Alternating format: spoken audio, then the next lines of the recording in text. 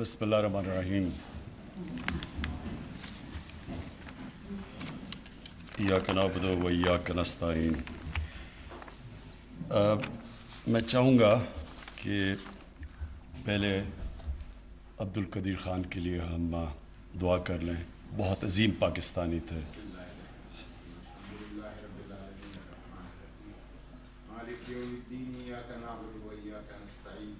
اهدنا الصراط المستقيم صراط الذين أنعمت عليهم غير المغضوب عليهم ولا الضالين آمين.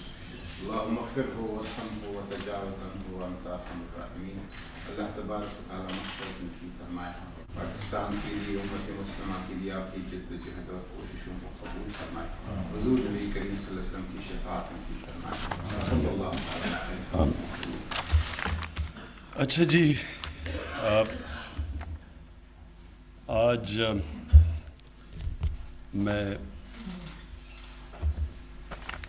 بڑا ایک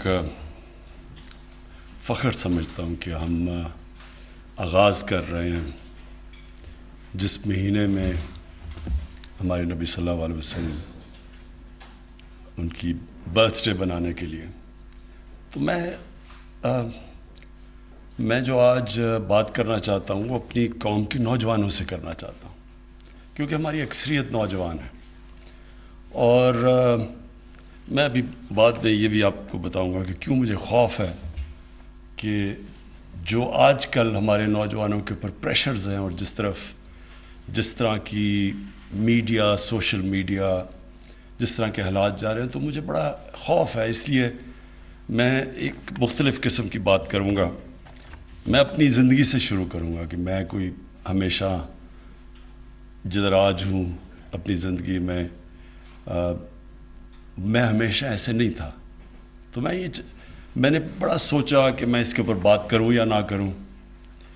پھر مجھے بشرا بیگم نے کہا کہ ضرور کرو، اور وہ اس لیے کرو اپنے نوجوانوں کے لیے.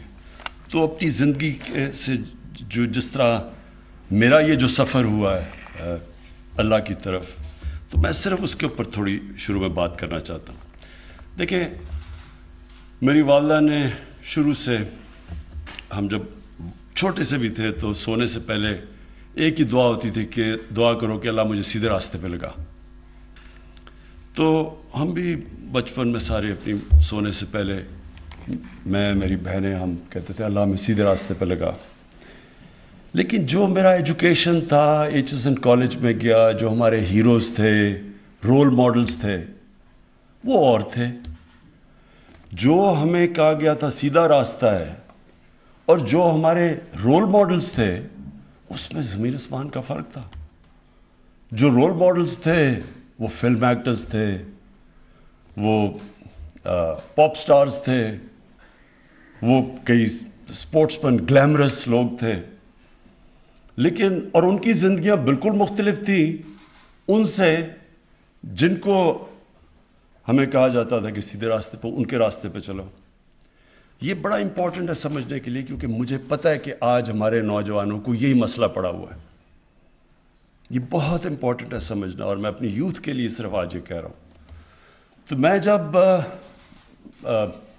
پہلی دفعہ انگلینڈ گیا، 18 سال کا تھا، تو وہاں جو ہم نے ماحول دیکھا وہ بالکل ایک مختلف ماحول تھا جو ہمارے جدھر سے میں بڑا ہوا تھا زبان پاک میں. اور جو وہی رول ماڈلز تھے ہم نے ان کو فالو کیا. اور وقت کے ساتھ اللہ نے مجھے بھی شہرت دی، اور میں اس سطح پہ پہنچ گیا کہ وہ جو میرے کئی رول ماڈلز تھے ان سے میری ملاقاتیں بھی ہو گئی، ان سے دوستیاں بھی ہو گئی، کیوں کہ میں نے زندگی بھی دیکھی.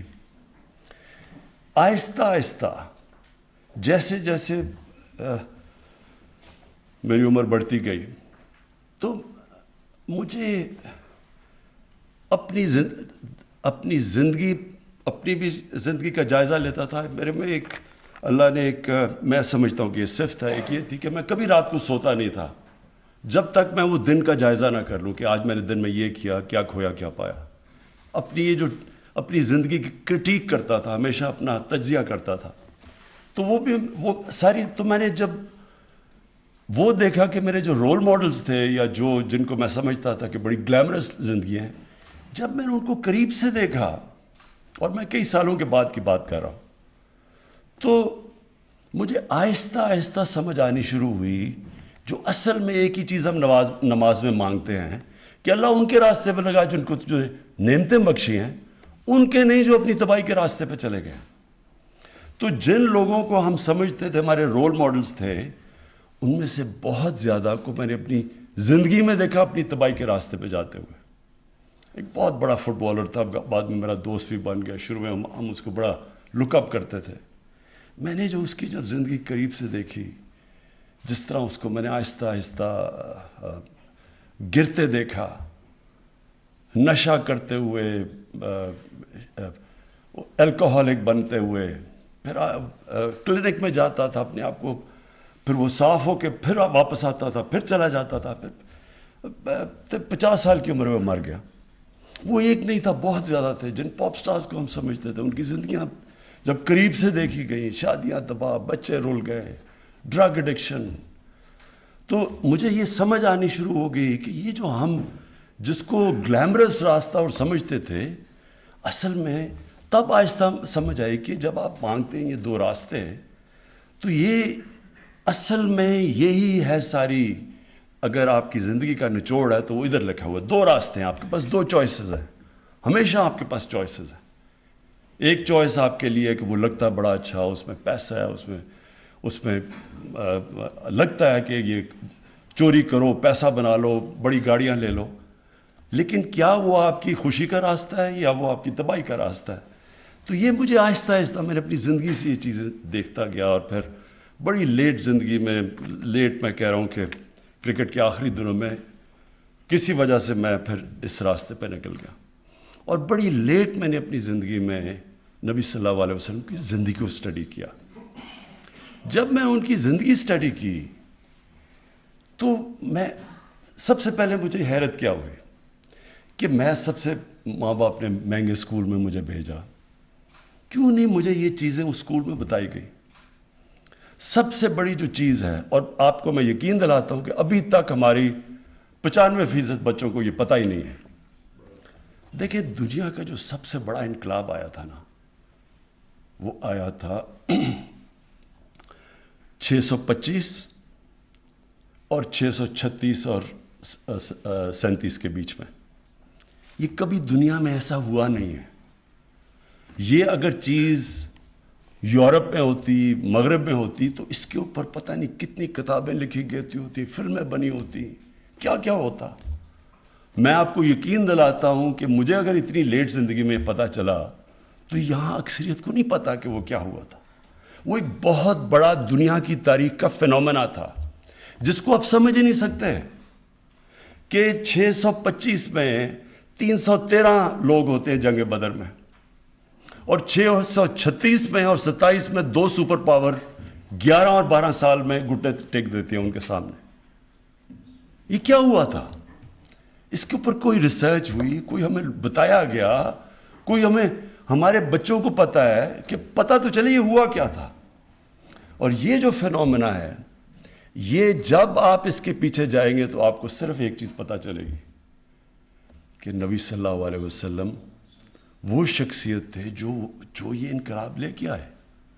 اور انہوں نے 2 اصول تھے، ایک تو ان کی پرسنالٹی تھی اور دوسرا مدینہ کی ریاست تھی جو ان کی سنت تھی. تو تب مجھے سمجھ آئی کہ کیوں اللہ ہمیں حکم دیتا ہے کہ ان کی زندگی سے سیکھو. کیونکہ اگر آپ ان کی زندگی سے سیکھیں گے تو وہ آپ کی عظمت کا راستہ ہے.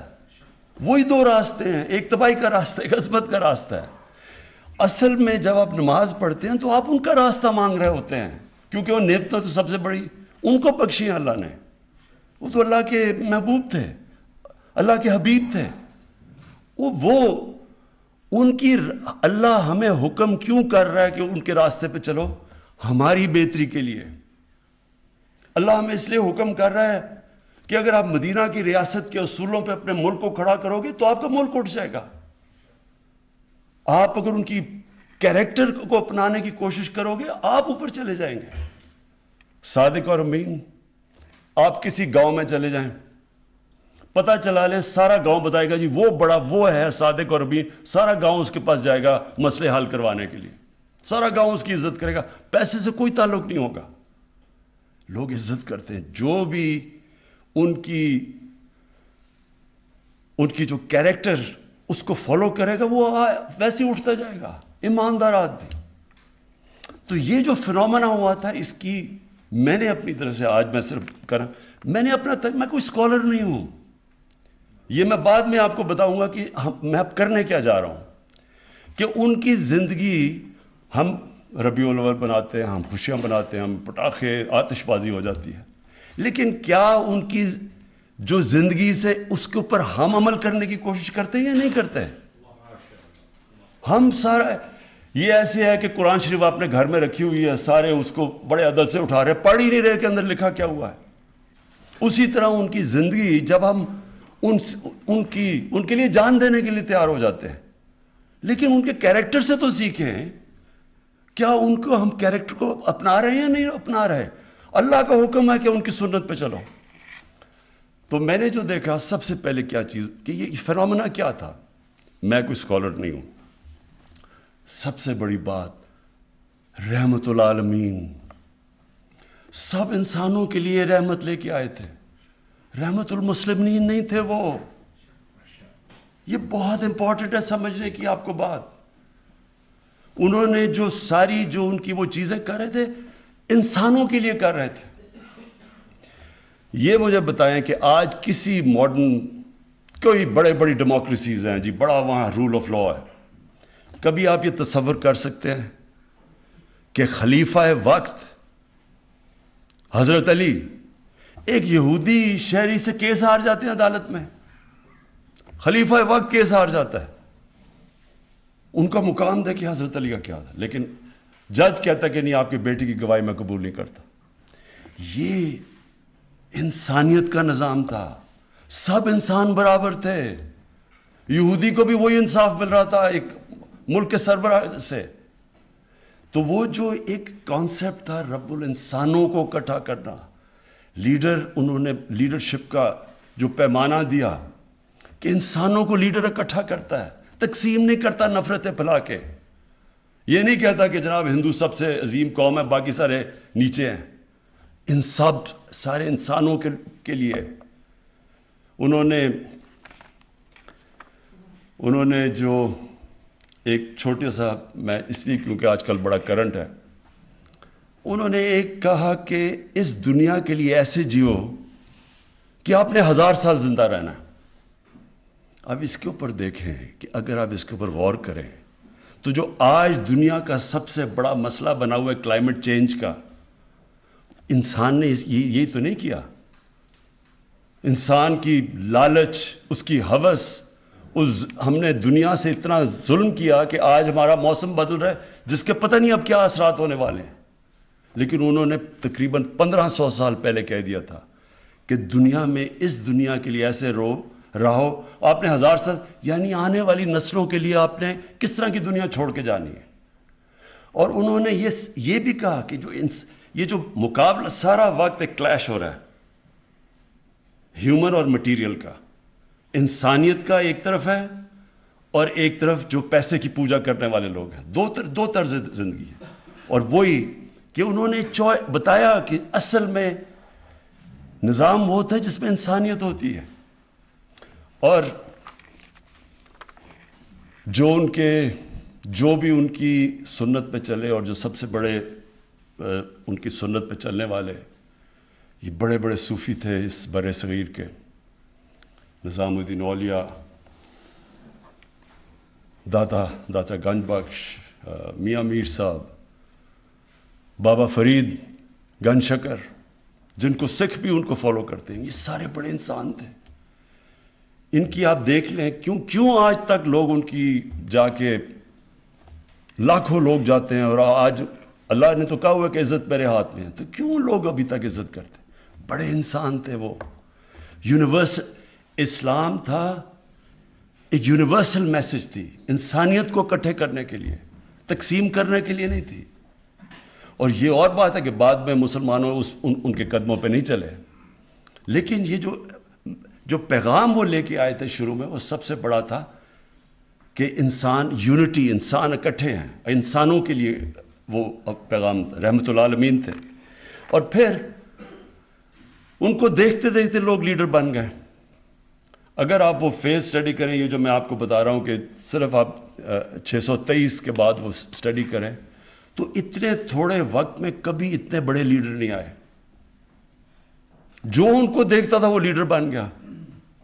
حضرت بلال جو ایک غلام تھے، انہوں نے 2 ایکسپیڈیشنز یعنی 2 دفعہ ملٹری کیمپین لیڈ کی تھی، تو سب ان کو دیکھ کے عظیم لوگ بن گئے. جس طرح مولانا رومی نے کہا نا کہ جب اللہ نے تمہیں پر دیے ہیں کیوں چونٹیوں کی طرح زمین پہ رینگ رہے ہو. انہوں نے انسان کی جو اشرف المخلوقات، اللہ کی سب سے عظیم مخلوق، اس کا پوٹینشل نکال کے رکھ دیا. کوئی آپ ایکسپلین کر ہی نہیں سکتے کہ کیسے ایک دم ساری دنیا میں وہ چھا گئے. منگولین نے بھی بڑی تیز 50-60 سال میں آدھی دنیا پہ قبضہ کر لیا تھا، لیکن ان کے پاس ایک ایسی وار مشین تھی. انہوں نے جدید تیر ان کی جو کمان تھی انہوں نے ایک ایسے لے کے، وہ دنیا میں کبھی تھی نہیں. ان کے گھوڑے، ان کی وار ٹیکنیکس تھی. ان کے پاس تو کچھ نہیں تھا، کوئی ایکسپلینیشن نہیں ہے کہ ایک دم ساری دنیا پہ چھا گئے. تو سب سے پہلی وجہ یہ تھی کہ انہوں نے اصل میں دین تھا انسانیت کے لیے. زیادہ تر تو شروع مسلمان تو اقلیت میں تھے. آپ تاریخ تو پڑھیں، زیادہ تر تو اور لوگ ان کے ساتھ لڑ رہے تھے جب ان کے مقابلے ہوتے تھے. جب یہ بیزنٹائن کی جو ایمپائر تھا، اس کی انہوں نے جب ادھر پھیلنا شروع کیا تو لوگ مسلمانوں کے پاس اس لیے آتے تھے، انصاف ان کا بہتر تھا. انصاف یعنی جو 2 چیزیں تھیں، انسانیت کا نظام اور انصاف کا نظام، یہ 2 بنیادیں رکھی انہوں نے مدینہ کی ریاست میں کہ انصاف انسان کو آزاد کر دیتا ہے. انصاف چاہیے ہوتا ہے کمزور کو. طاقتور کبھی نہیں چاہتا انصاف، وہ این آر او چاہتا ہے. کمزور جو ہے اس کو طاقتور سے تحفظ چاہیے، اس کے لیے انصاف چاہیے. اور جب آپ انصاف دیتے ہیں، ایک معاشرے کو آزاد کر دیتے ہیں، آپ اس کے پوٹینشل کو آزاد کر دیتے ہیں. اس لیے دنیا میں سب سے خوشحال جتنے بھی ملک ہیں ان کے اندر رول آف لا ہے، قانون کی بالادستیت، وہ اوپر چلے جاتے ہیں. جب انہوں نے کہا کہ تمہارے سے پہلے قومیں تباہ ہوئیں کہ طاقتور کے لیے ایک قانون اور کمزور کے لیے دوسرا، مطلب لے کہ جن قوموں کے اندر قانون کی بالادستی نہیں ہوتی وہ اوپر نہیں جا سکتے. تو انہوں نے وہ سیٹ کیا، انسانیت، پہلی دنیا کی ویلفیئر سٹیٹ، پہلی دنیا کی سٹیٹ جدھر کمزور کی ذمہ داری لی ایک سٹیٹ نے، کبھی پہلے یہ نہیں تھا. اور تعلیم، کہ چائنا بھی جانا پڑے تو علم حاصل کرو. جب سے آپ پیدا ہوئے جب تک قبر میں نہیں جاتے تعلیم حاصل کرو، تعلیم کے پیچھے جاؤ.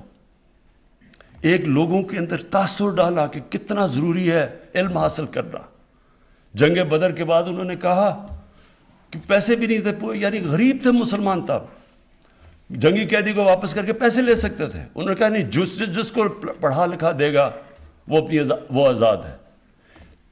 ترجیح دی، تعلیم کو ترجیح دی پیسے کے اوپر. اور تعلیم مردوں کے لیے نہیں، صرف تعلیم انسانوں کے لیے، خواتین کے لیے، سب کے لیے. یہ بھی بڑی غلط فہمی جو بدقسمتی سے کوئی تنگ نظر لوگ ڈالتے ہیں. تعلیم سب کے لیے، اور تعلیم کی وجہ سے پھر مسلمان، جو ان کی ہدایت تھی اس کی وجہ سے مسلمان بڑھے. اور پھر آپ سارے ٹاپ سائنٹسٹ دیکھ لیں، جتنے بڑے بڑے نام تھے اگلے 500-600 سال تک، وہ ساروں کا بالکل ان کی زندگی اس کے اوپر بھی پورا تجزیہ قرآن کے اوپر بھی تھا، اور پھر وہ سائنٹسٹ بھی تھے. اس کے علاوہ جو ان کی جو اپنی پرسنالٹی تھی، میں صرف اس کے اندر 3 ٹریٹس، ایک تو صادق اور امین، اور ایک قرآن کی آیت ہے کہ جو لوگ ایمان لے آئے اللہ ان کے خوف دور کر دیتا ہے. انسان کو خوف سے آزاد کر دیا. یہ جو خوف ہے یہ انسان کو غلام رکھتا ہے کہ میرے رزق نہ چلی جائے، مجھے وہ کوئی طاقتور قتل نہ کر دے، مجھے ذلیل نہ کر دے. آزاد کر دیا انسانوں کو. تو یہ جو فنومنا ہے، میں یہ چاہتا ہوں، اور میں بعد میں کہوں گا کہ ہم نے کرنا کیا، یہ سارے ہمارے اسکولوں کے اندر بچوں کو سمجھنا چاہیے. آپ پڑھائیں، پتہ تو چلے، کیونکہ یہ تو تاریخ کا حصہ ہے. یہ تو آپ یہ دین کو بھی ہٹ کے، کیونکہ رول ماڈلز ہونے چاہیے بچوں کے لیے. میرے رول ماڈل یہ نہیں تھے کیونکہ مجھے پتہ ہی نہیں تھا یہ. تو دوسری چیز پاکستان. اب میں ذرا اپنے ملک پہ آ جاتا ہوں. میں نے 3 سال یہ حکومت میں کیا دیکھا. میری تو پہلے سے جب ہم نے پارٹی بنائی 25 سال پہلے تو میرے میں تو کوئی شک نہیں تھا کہ پاکستان ایک بڑی خواب کا نام تھا. ایک مثالی اسلامی فلاحی ریاست بنا تھا ہم نے, اور وہ مدینہ کی ریاست وہی تھی جو دنیا کی پہلی تھی. تو ہمارے جو فاؤنڈنگ فادرز تھے آبجیکٹو ریزولوشن میں انہوں نے جو پاکستان کا مقصد تھا اس میں انہوں نے بڑا واضح کہا کہ یہ ہے ہمارا گول. تو میں پہلے دن سے اسی کا میرا یہ تھا کہ ہم نے ایک مثالی اسلامی فلاحی ریاست بننا. لیکن جو میرے یہ 3 سال گزرے ہیں اس میں تو میں اب یہ جو انشاءاللہ یہ جو اس کے بعد میں جو آپ کے تجویزیں دوں گا, میں یہ سمجھتا ہوں کہ یہ ناگزیر ہے ہمارے ملک کے لیے. اگر ہم نے اپنے ملک کو اٹھانا ہے تو جب تک ہم ان کی سنت کے اوپر چلیں گے نہیں, یہ ملک نہیں اٹھ سکتا. میرا اب یہ ایمان ہے کیونکہ ہمارے اندر کئی ایسی چیزیں آ گئی ہیں جو یہ روک رہی ہیں ملک کو آگے جانے سے. اور میں خاص طور پہ 2 چیزوں کی ابھی بات کروں گا. سب سے پہلے جی, میں جس طرح جب پہلی دفعہ گیا برطانیہ 18 سال کا تھا, تو جو مجھے چیز سامنے کیا نظر آئی, ان کی جو اخلاقیات تھی, جو ان کے مورل سٹینڈرڈز تھے, وہ ہمارے سے بہت اوپر تھے. وہاں سچائی کے اوپر بڑا زور تھا.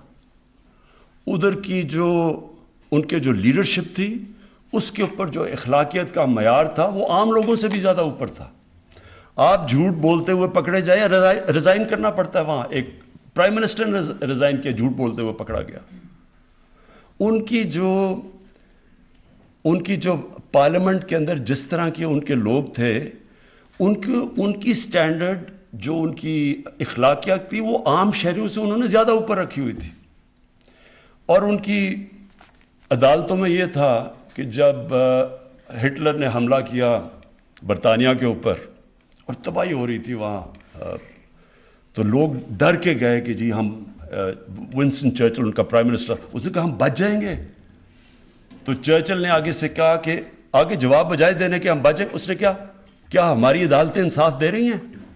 انہوں نے کہا ہاں جی دے رہی ہیں. کہتا کوئی ہمیں تباہ نہیں کر سکتا.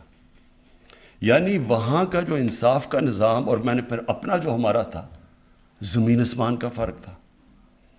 ادھر کبھی آپ الیکشن کے اندر, آپ کا الیکشن ہوتا ہے, کبھی میں نے نہیں سنا کہ فراڈ ہوا جی, وہ ہارا, وہ کہے جی الیکشن کے اندر دھاندلی ہوئی.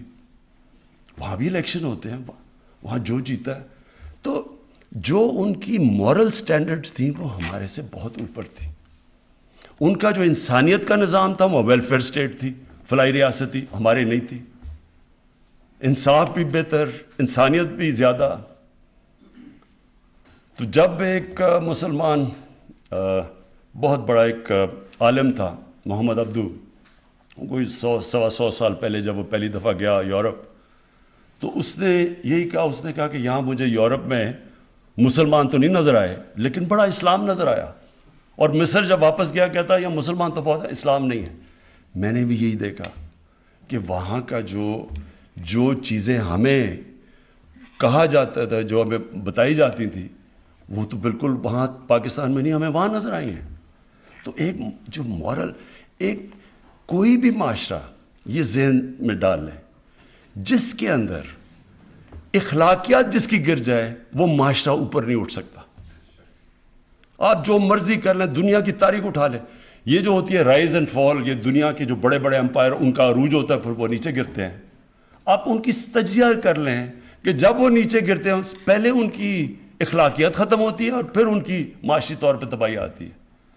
دیکھیں, جس معاشرے کے اندر جب تک لوگوں کو, اب کرپشن ہے, کرپشن کا ہے مطلب کیا ہے, عوام کا پیسہ چوری کرنا, اقتدار میں آ کے پیسہ چوری کرنا. جب تک معاشرے کو اس چیز کے اوپر ایک غصہ نہیں آئے گا, جب معاشرہ ہی نہیں اس کے اوپر آبجیکٹ کرے گا تو یہ رکے گا کیسے؟ इंग्लैंड के अंदर अगर किसी के ऊपर एक दफा इल्जाम लग जाए कि इसने पब्लिक का पैसा चोरी किया, किसी पब्लिक फोरम के अंदर वो आके दिखा दे, कहीं पार्लियामेंट में जाके तकरीर करके दिखा दे, जब तक वो अपने आप को क्लियर नहीं करता।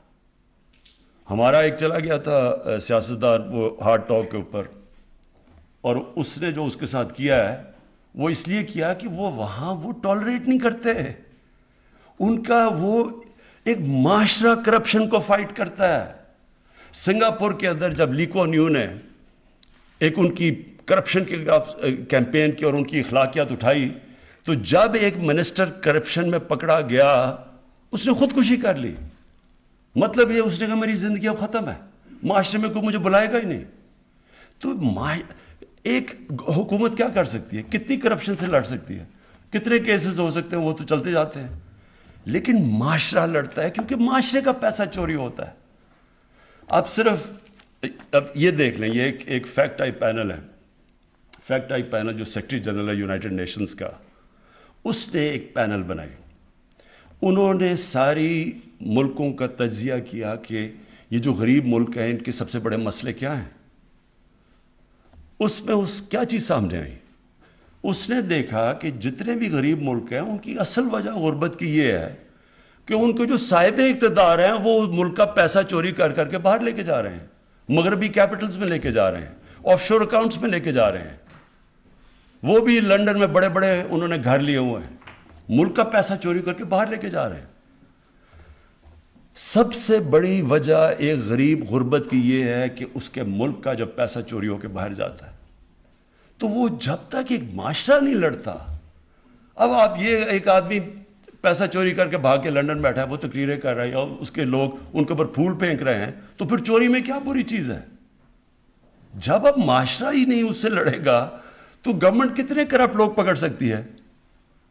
आप जो और ऊपर से आप जब देखते हैं कि जी बड़े बड़े लोगों ने अरबों चोरी किया हुआ है, तो थानेदार को आप कह रहे हैं या पटवारी को कह रहे हैं या किसी उनको कह रहे हैं या आप सीधे हो जाएं, बाकी वो ऊपर वो खास लोग हैं वो चोरी। ऐसे भी कभी माशरा आगे नहीं बढ़ सकता। कोई भी दुनिया में मुझे माशरा बता दे जिसके अंदर करप्शन हो और वो तरक्की कर गया हो।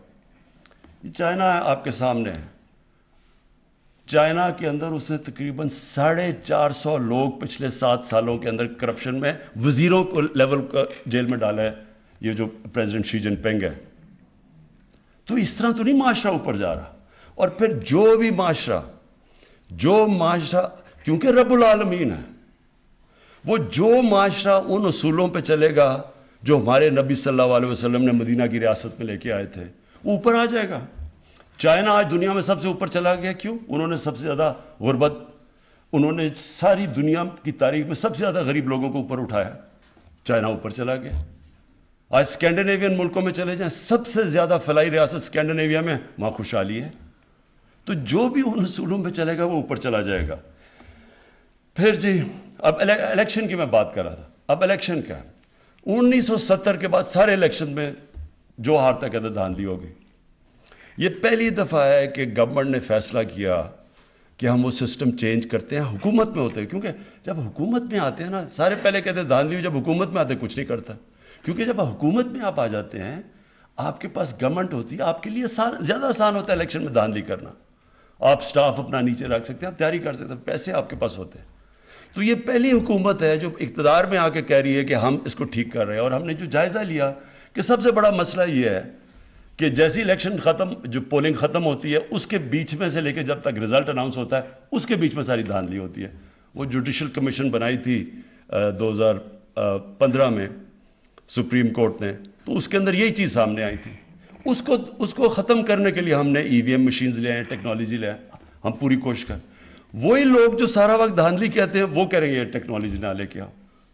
मैं जब क्रिकेट खेलता था, अपने अपने अंपायर होते थे, तो जब पाकिस्तान में हम कई दफा मैच जीते थे, वो कहते थे जी आपके अंपायर हैं। हम भी कई दफा हारते थे, 12 हम कहते थे वो अंपायर है। दुनिया की क्रिकेट की 200 साल तारीख में पहला मुल्क था पाकिस्तान जो हमने कहा, और दुनिया की सबसे ताकतवर टीम के खिलाफ हमने पाकिस्तान में न्यूट्रल अंपायर लिया, बाहर से। हमने कहा ठीक है, हम दूर बाहर से अंपायर लेके आते हैं। और आज सारी दुनिया में न्यूट्रल अंपायर, और अब सब जो हारता है वो मान जाता है। یہ میری پوری کوشش ہے کہ یہ الیکشن میں بھی میں یہ کروں کہ یہاں کیوں نہیں ہم سے الیکشن کروا سکتے؟ کیونکہ دھاندلی کرتے ہیں اگلے، وہ چاہتے نہیں ہیں کہ سسٹم چینج ہو. تو اب دوسرا پرابلم ایک ہے کہ ہماری اخلاقیات، اور میرا ایمان ہے کہ یہ بھی انشاءاللہ اپنے نوجوانوں کو جو میں بھی آخر میں تجویز کروں کہ کیسے کرنا ہے، اپنے نوجوانوں کی جب ہم تربیت کریں گے، یہ مقابلہ کریں گے انشاءاللہ یہ جو ہماری ملک کی اخلاقیات نیچے چلی گئی ہے، اور خاص طور پہ وہ لوگ جب اقتدار میں آ کے جب چوری کرتے ہیں تو سارے ملک کی اخلاقیات نیچے چلی جاتی ہے. دوسری ہے فحاشی. اب دیکھیں، یہ جب انسان فحاشی کی بات کرتا ہے تو یہاں ایک طبقہ ہے، کہتا وہ اپنے آپ کو لبرل ہے، وہ شور مچا دیتا ہے کہ جی دیکھیں بہت بڑا ظلم ہو گیا، یہ کیا باتیں کر رہے ہیں، یہ پتہ نہیں ہمیں پیچھے لے کے جا رہے ہیں، کس طرح کی باتیں کر رہے ہیں، اور وہ کہتے ہیں اپنے آپ کو لبرل ہے. دیکھو، میں 18 سال کی عمر میں جب وہاں گیا تو میں پھر سے آپ کو بتاؤں کہ انگلینڈ میں اس وقت ایک بڑی تبدیلی آ رہی تھی، ایک sex, drugs and rock and roll revolution تھی جو آ رہی تھی، اور وہ اس نے ان کا سارا معاشرہ تبدیل کر رہا تھا.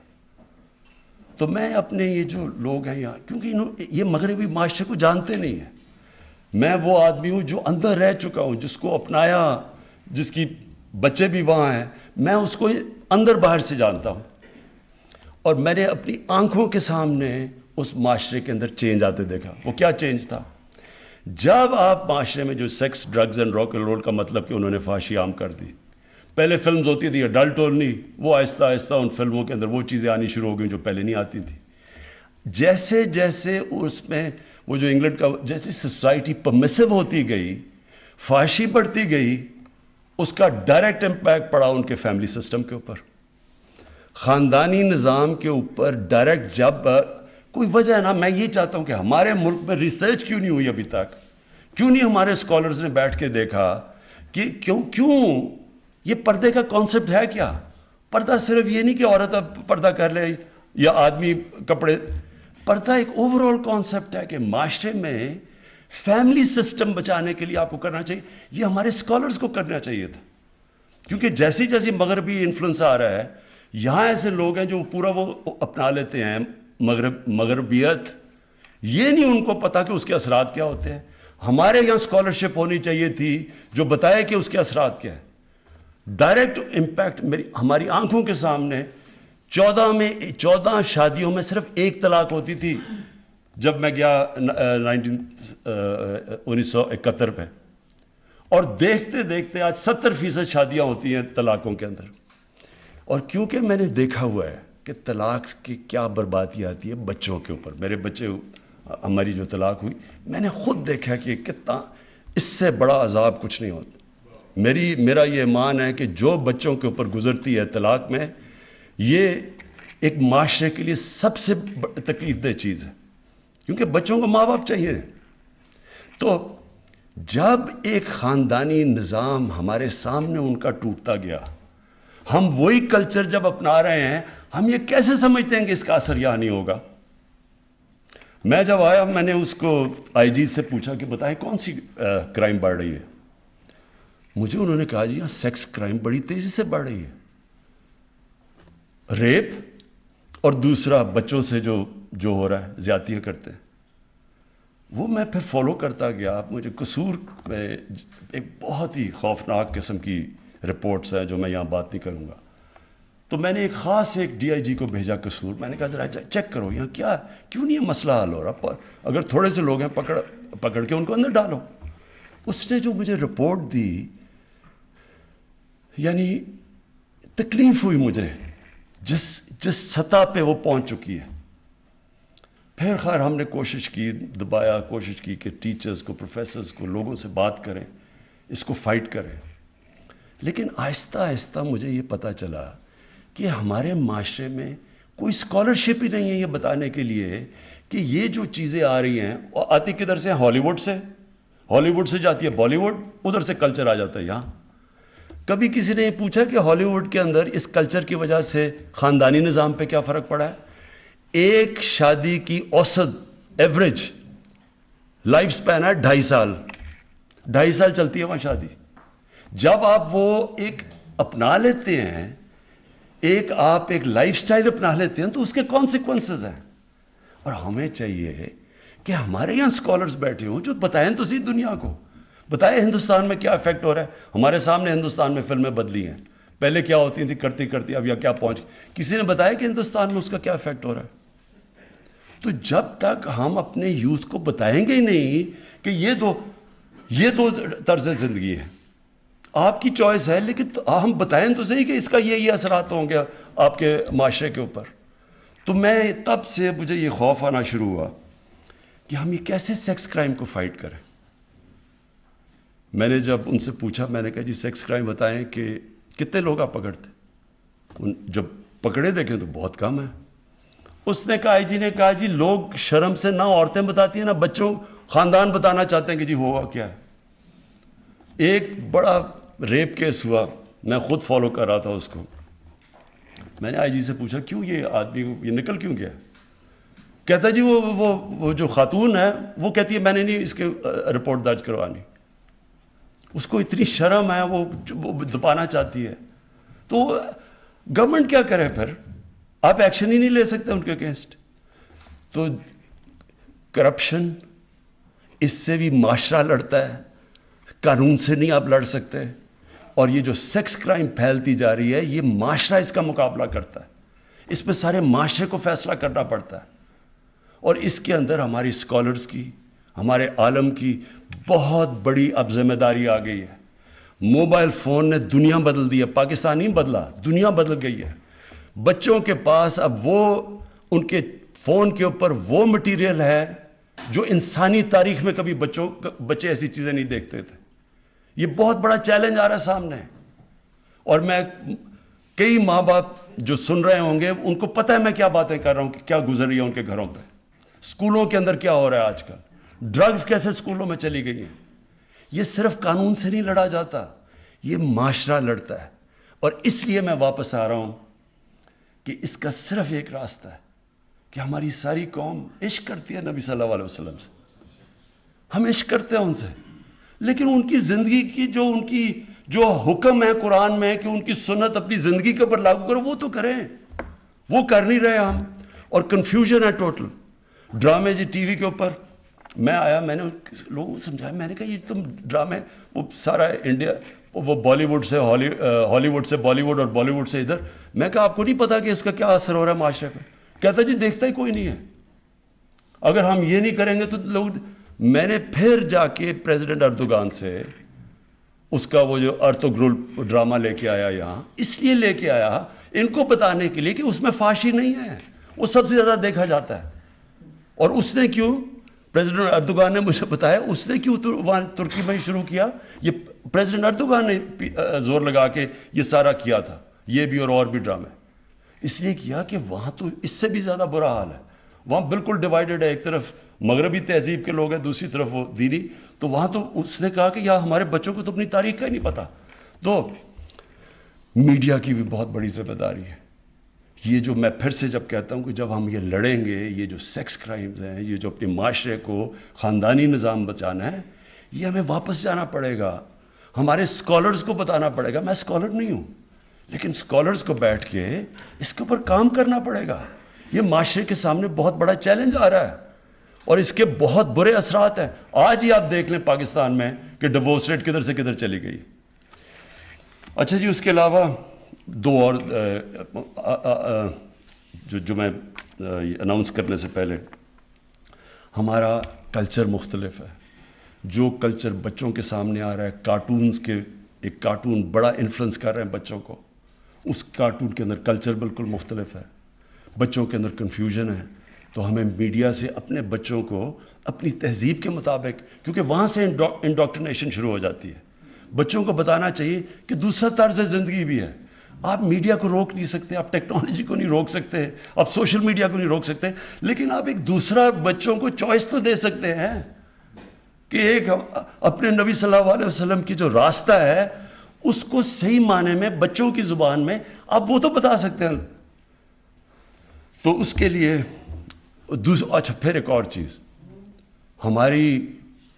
ہمارے دین کے اندر بڑا خاص رتبہ ہے والدین کا، ماں کا بہت بڑا رتبہ ہے۔ مجھے جب میں نے چیک کیا کہ ہو کیا رہا ہے، بچے بڑے ہو کے اپنے ماں باپ کو گھر سے نکال دیتے ہیں۔ ہمیں قانون بنانا پڑا کہ بچے ماں باپ کو گھر سے نہیں نکال سکتے۔ تو یہ جب آپ جتنی دور چلے جائیں گے اپنی بیسک سے، جس کی وجہ سے یہ ملک بنا تھا، بڑا عظیم خواب تھا، تو یہی حرکتیں ہوں گی کہ آپ کو یہی نہیں پتا کہ ماں کا رتبہ کیا ہے، آپ کو والدین کا نہیں پتا کہ جو قربانی دے کے آپ کو بڑا کرتے ہیں، آپ گھر سے نکال دیتے ہیں جب ضرورت نہیں ہے آپ کی۔ یہ تو جانوروں کا معاشرہ ہے۔ اور اس میں پھر اس کے علاوہ جس طرح ہم اپنے گھر میں نوکروں کو رکھتے ہیں، میں یہ بھی پھر سیرت نبی پڑھیں، انہوں نے کہا تھا کہ غلام، ان دنوں میں تو غلام ہوتے تھے، غلام کو وہی اسی طرح رکھو جس طرح آپ اپنے خاندان کے لوگوں کو رکھتے ہو۔ اور وہ پھر ایک بہت بڑا انقلاب آیا، ایسا انقلاب آیا ان کو دیکھتے دیکھتے، صرف جو افریقن تھے، جو افریقہ سے لوگ ہیں جو غلام بنے، آپ ساری دنیا میں دیکھ لیں، صرف عرب معاشرے کے اندر وہ معاشرے کا حصہ بن گئے۔ امریکہ میں ابھی تک وہ بلیک لائیوز میٹر، ابھی تک سے اتنا وہ حصہ نہیں بنے، لیکن کیونکہ رحمت العالمین نے انسانیت کی بات کی اور انہوں نے کہا کہ یہ بھی انسان ہے، ان کو کرو، تو آج ہم دیکھیں کہ ہم اپنے گھر کے ملازموں کو کیسے رکھتے ہیں، کیا ہم ان کو صحیح کھانا کھلاتے ہیں، کیا ہم ان کو صحیح دیتے ہیں؟ مغرب میں ذرا دیکھ لیں، ان کے پاس رائٹس ہے سارے ملازموں کے پاس، کیا ہم کرتے ہیں؟ اور وہ آپ کو اتنا فخر ہونا چاہیے کہ ساری دنیا کی سویلائزیشن میں سے واحد مسلمانوں کا سویلائزیشن تھا جدھر غلام بادشاہ بن گئے، مملوک غلام تھے، یہاں ہندوستان میں سلیو ڈائنسٹی تھی، غلام بادشاہ بن گئے، کیونکہ ایک ان کو انسان بنا کے رکھا۔ یہ نہیں ہے ہمارے معاشرے کے اندر، بدقسمتی سے یہ نہیں ہے۔ تو میں اب آخر میں جو کرنا کیا چاہتا ہوں، میں نے یہ فیصلہ کیا کہ یہ اس طرح تو ہم فنکشنز کرتے رہیں گے، فنکشنز ختم ہو جائیں گی، ہم تھوڑی دیر کے بعد سیلیبریٹ کر کے پھر اپنی زندگی میں چلے جائیں گے۔ لیکن میں یہ سمجھتا ہوں کہ ہمیں پاکستان کو اب ایک رخ اپنا بدلنا پڑے گا، وہی اسی پہ جانا پڑے گا جس مقصد کے لیے پاکستان بنا تھا۔ علامہ اقبال، میں ان کا پڑھ رہا تھا، انہوں نے کہا کہ مسلمان معاشرہ جب بھی اٹھتا ہے تو ہمیشہ وہ واپس مدینہ کی ریاست کے اصولوں پہ جا کے اٹھتا ہے، جب گرتا ہے ان سے جب دور چلا جاتا ہے۔ تو میں نے فیصلہ کیا کہ ہم اب ایک رحمت العالمین اتھارٹی بنانے لگا ہوں میں۔ اس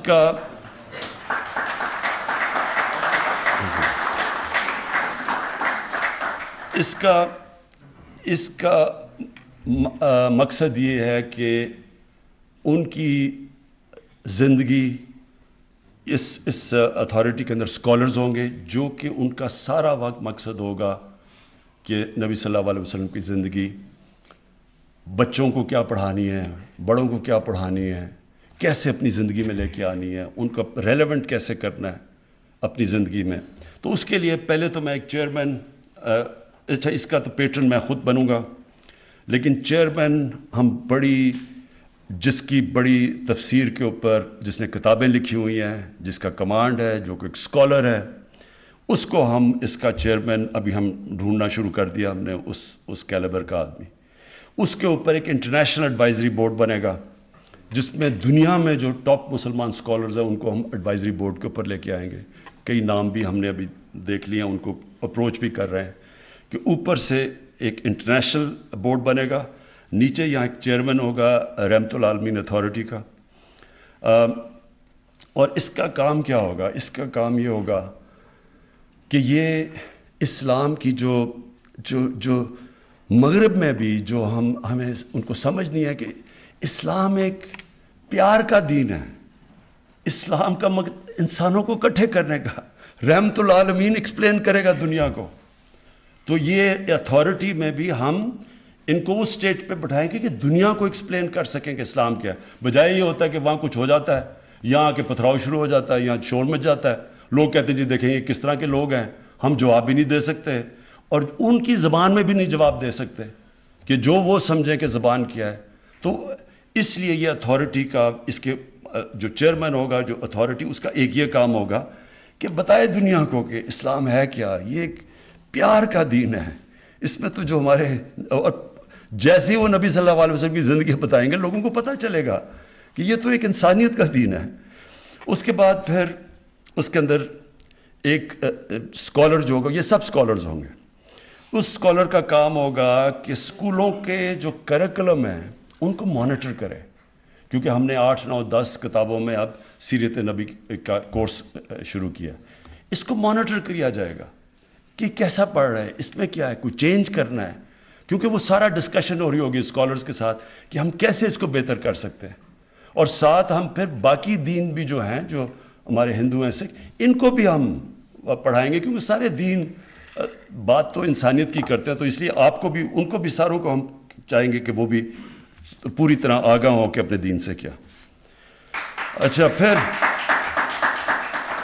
یونیورسٹیز کے اندر یہی جو بورڈ ہوگا, اس میں ایک ہوگا کہ جو یونیورسٹیز میں ریسرچ کروائے گا. اب مثلا میں صرف یہ چاہتا ہوں نا, میں تو اسکالر نہیں ہوں, لیکن کوئی یہ ریسرچ تو کرے کہ 625 اور 636 میں کیا ہوا کہ ایک دم وہ اٹھ کے کہ دنیا کے پرائمری سویلائزیشن بن گئے. وہ ریسرچ تو کرنی چاہیے. اس میں بڑے پہلو ہیں اس کے. میں تو موٹی موٹی آپ کو چیز بتا رہا ہوں, لیکن ہر معاشرے کے اندر یہ ریسرچ سب سے امپورٹنٹ ہے. اور یہ ہوتی ہے یونیورسٹیز کے اندر ریسرچ. ہماری یونیورسٹیز کے اندر مثلا میں نے آپ بات کی کہ یہ جب آپ مغربی کلچر لے کے آتے ہیں تو اس کو پتہ تو چلے کہ ان کی اسٹرینتھ کیا ہے, ویکنس کیا ہے, کہ کیا وہ کیا نقصان کدھر پہنچائے گا, فائدہ کدھر پہنچائے گا. ان کی اچھی چیز ہے, مثلا ان کی morality بہت زبردست ہے, ہمارے سے زیادہ بہتر ہے. لیکن جدھر ہمارے معاشرے کو, خاندانی نظام کو کیا نقصان پہنچ رہا ہے, اس کا کام ہوگا کہ پھر اس میں یہ پوری طرح اس کے تحقیقات کریں یونیورسٹیز میں, ان کو پروجیکٹس دیں, ریسرچ کریں. دیکھیں ریسرچ بیس چیزیں آنی چاہیے کہ کیا ہاں ہماری طلاقیں بڑھی ہیں یا نہیں بڑھی, کیا ہمارا اس کا کیا امپیکٹ ہو رہا ہے. یہ ریسرچ ہر معاشرہ ریسرچ کرتا ہے. یہاں کوئی ریسرچ ہی نہیں ہے. ہم انتظار کر رہے ہوتے جی ہمارا جو ایک طرف وہ جو میں کہہ رہا ہوں مغرب زادے ہیں, وہ مغربی تہذیب جو بھی وہاں سے آتا ہے وہ ٹھیک ہی ہوگا, کیونکہ انہوں نے ٹیکنالوجی میں اور سائنس میں آگے نکل گئے ہیں, تو باقی ساری چیزیں بھی لے لیں تحقیقات کیے بغیر, سوچے سمجھے بغیر. تو اس کا پھر کام ہوگا ریسرچ کا کہ ہم یونیورسٹیز میں ریسرچ کر کے لوگوں کو بتائیں کہ کیا ان کی اچھائی ہیں, کیا برائی ہیں, اور ہم کدھر غلط جا رہے ہیں, ہمارے کلچر کیسے آگے بڑھ سکتا ہے. پھر میڈیا, ایک اسکالر ہوگا جس کا صرف کام ہوگا میڈیا کا, کہ مانیٹر کرے سوشل میڈیا, اس کے اندر ہم نے کیسے اپنے, کیونکہ ہم روک تو نہیں سکتے لیکن ہم آلٹرنیٹ دوسروں کو چوائسز دے سکتے ہیں.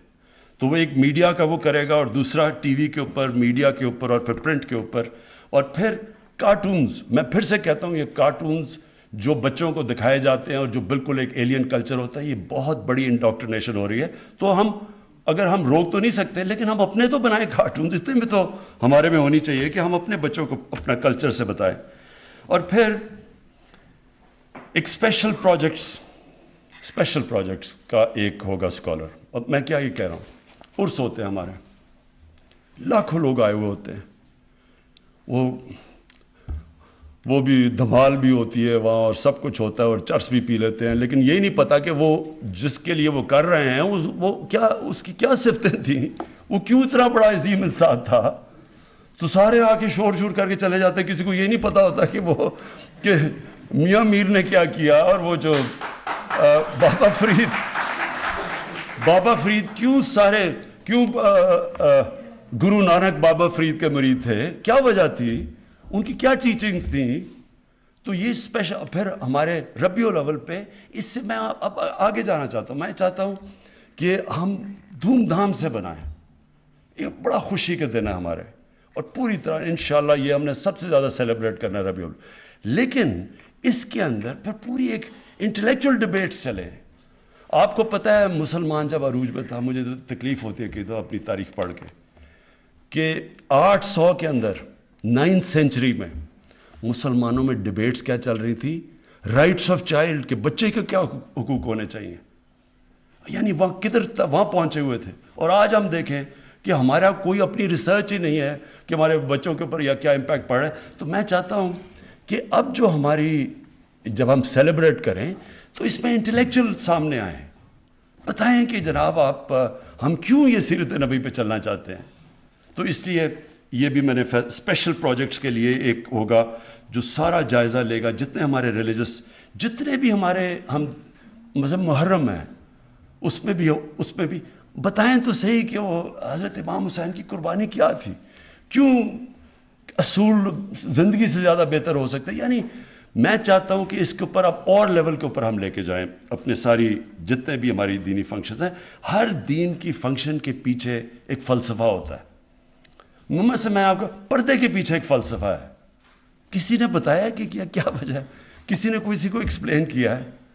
تو انشاءاللہ یہ ہماری ریسرچ کرے گی اور اسپیشل پروجیکٹس. آخر میں جی میں یہ چاہتا ہوں کہ ہمارا جو یوتھ ہے وہ نہ اسے ہو جو میرے سے ہوئی جب میں پہلی دفعہ برطانیہ گیا. مجھے کوئی سمجھ نہیں تھی, میری کوئی گراؤنڈنگ نہیں تھی اپنے. مجھے اپنی نبی صلی اللہ علیہ وسلم کی زندگی کا کوئی صحیح معنی میں علم نہیں تھا. ہمارے لیے ہمارے انگلش میڈیم ایجوکیشن نے بیسکلی ہمارے اندر تاثر یہ ڈال دیا کہ ہم سب پیچھے ہیں, ہمارا دین آؤٹ ڈیٹڈ ہے, ہمارا کلچر پیچھے ہے, اور جو بھی ہے تو وہ مغرب ہے. اور یہ بدقسمتی سے ابھی بھی ہمارے بچوں میں جس طرح کا سوشل میڈیا پہ کانٹینٹ آ رہا ہے, فلمیں آتی ہیں, سب کچھ آتا ہے. تو دیکھیں دین میں تو کوئی زبردستی نہیں ہے. قرآن کی تو آیت ہے, اللہ کا تو حکم ہے کہ دین میں زبردستی نہیں ہے. وہ کیوں نہیں ہے کہ پیغمبروں کے بھی بچے, ان کے اپنے بیٹے, حضرت نوح علیہ السلام کا اپنا بیٹا نہیں سیدھے راستے پہ لگا, تو ہم کس کو زبردستی سیدھے راستے پہ لگا سکتے ہیں؟ حضرت لوط علیہ السلام کی بیوی نہیں سیدھے راستے پہ لگی, تو ہم کون ہیں؟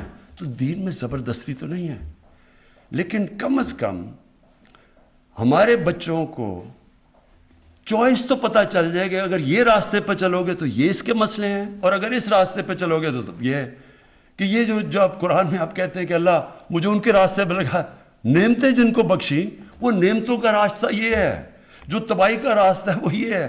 پتہ تو چلے بچوں کو, چوائسز تو اپنے بچوں کے سامنے رکھیں.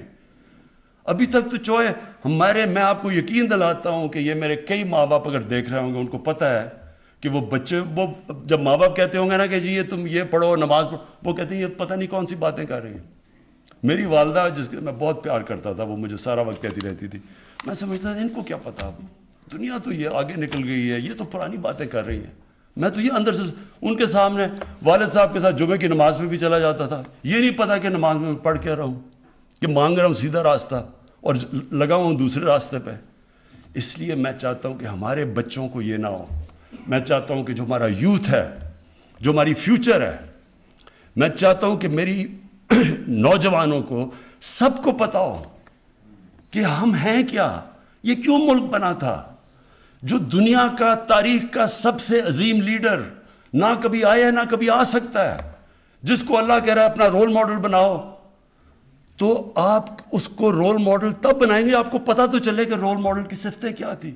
آپ جب تک ان کو یہی نہیں بتائیں گے کہ وہ کیسے اٹھا کے انہوں نے ٹوٹے پھوٹے عربوں کو دنیا کی امامت کروا دی, تو لوگوں کو پتا تو چلے لوگوں کو کہ وہ کیا صفتیں تھی.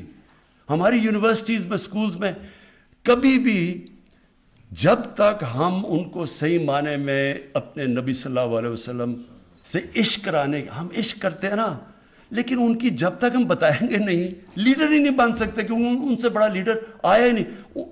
وہ کیسا لیڈر تھا جس کو دیکھ کے سارے لیڈر بن گئے. ایک کتاب ہے دی عرب کانکویسٹ, انگریز نے لکھی ہوئی ہے. وہ اس کتاب کے اندر بتاتا ہے کہ جو جنرل بنتا تھا وہ جا کے وہ کام کر دیتا تھا, یعنی کوئی سوچ ہی نہیں سکتا تھا, کسی کا نام بھی نہیں ہوتا تھا جا کے بڑا. یہ سوچ لیں کہ دنیا کی تاریخ کا خالد بن ولید شاید ہی دنیا کی تاریخ میں اتنا بڑا کوئی جنرل آیا ہو, وہ کبھی جنگ ہی نہیں ہارے تھے. حضرت عمر ان کو کہتے تھے کہ نہیں تم چھوڑو کسی اور کو میں کمانڈ دینے لگا ہوں. تو یہ اتنے زیادہ عظیم لوگ کیسے بن گئے, اس کے اوپر تو ریسرچ کریں, بتائیں تو صحیح کہ وہ کیا صفتیں تھیں, ہمارے نبی کی کیا صفتیں تھیں کہ انہوں نے ساروں کو لیڈر بنا دیا. تو ہمیں تو سب سے بڑا مسئلہ ہی پاکستان میں لیڈرشپ کرائسس ہے. ہمیں تو لیڈر ہی نہیں یہاں ملتے. اب جو پاکستان سے ہوا ہے یہ لیڈرشپ کی وجہ سے یہاں پہنچے ہیں. تو ان کی جب ہم بچوں کو، نوجوانوں کو، ان کو آگے سے جب، اور یہ تو ہم دھوم دھام سے مچائیں گے، اور میں اپنے سارے ایم این ایز کو، سارے منسٹرز کو کہہ رہا ہوں کہ اس ہفتے میں آپ نے پوری طرح شرکت کرنی ہے، حصہ لینا ہے. ایک ایسا ربیع الاول بنانا ہے جو کبھی پاکستان کی تاریخ میں نہیں بنا. یہ تو لیکن آگے ہم نے اس کو اس سے بھی اوپر لے کے جانا ہے. اور آگے میں یہ چاہوں گا سب سے زیادہ کہ اسکولوں کے اندر رٹانی بچوں کا، بچے تو کئی دفعہ رٹ لیتے ہیں، باقاعدہ بچوں سے پتہ چلیں کہ کیا وہ سمجھ گئے ہیں کہ یہ کیا تھا عظمت کا راستہ. تو انشاءاللہ اس کو ہم اب ایک پوری یہ جو رب العالمین اتھارٹی ہے اس کو اب پورا اسٹیبلش کریں گے. اس میں اسکالرز ہوں گے، دنیا کے باہر بھی ہم بتائیں گے کہ آگے سے کبھی کوئی یہ جو جس طرح گستاخی کرتے ہیں ان کی شان میں، اس کے اوپر ایک بڑا زبردست انٹلیکچول قسم کا جواب جائے گا، بجائے اس کے کہ ہم اپنا توڑ پھوڑ کر کے اور نقصان کریں. اور اندر اپنے اسکولوں کا ہم مانیٹر کریں گے. جو چیئرمین ہوگا اس کمیٹی کا، اس کا کام ہوگا کہ اوور آل سارے علماء پاکستان میں ان سے سب سے رابطے کریں. بڑے بڑے ہمارے علماء بیٹھے ہوئے ہیں، کوشش کریں کہ ہم ساری کئی جوائنٹ ہم اکٹھے مل کے اسٹیٹمنٹس دیں، بجائے کوئی سی کی 1.5 انچ کی مسجد ادھر ہے ادھر ہے. کوئی مشترکہ ایک پلان کریں، لیکن اسکالرز مل کے بیٹھ کے کریں. کوشش کریں کہ اب اپنے ملک کو واقعی ادھر لے کے جائے جو کہ 74 سال پہلے یہ ملک جب جس ویژن کے نام پہ بنا تھا. بہت بہت شکریہ.